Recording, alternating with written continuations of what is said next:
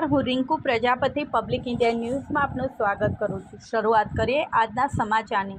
આણંદ કૃષિ યુનિવર્સિટીના વિદ્યાર્થીની સંશોધન માટેની ઇન્સ્પાયર ફેલોશિપ માટે પસંદગી।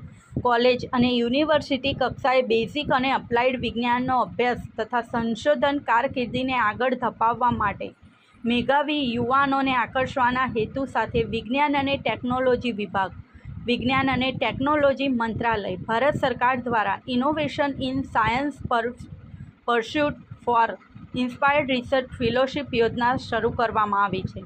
આણંદ કૃષિ યુનિવર્સિટીના BA કોલેજ ઓફ એગ્રીકલ્ચરના જીનેટિક્સ અને પ્લાન્ટ બ્રીડિંગ વિભાગમાં ડૉક્ટર ઘનશ્યામ પાટીલના માર્ગદર્શન હેઠળ PhD કરતા ચિરાગ સવજીભાઈ રાદડિયાને ઇન્સ્પાયર ફેલોશિપ મળી છે।